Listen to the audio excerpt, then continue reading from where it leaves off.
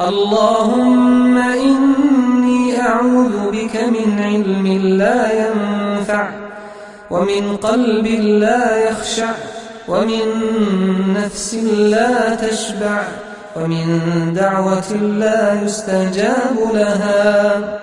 اللهم أصلح لي ديني الذي هو عصمة أمري، وأصلح لي دنياي التي فيها معاشي، وأصلح لي آخرتي التي فيها معادي، واجعل الحياة زيادة لي في كل خير، واجعل الموت راحة لي من كل شر.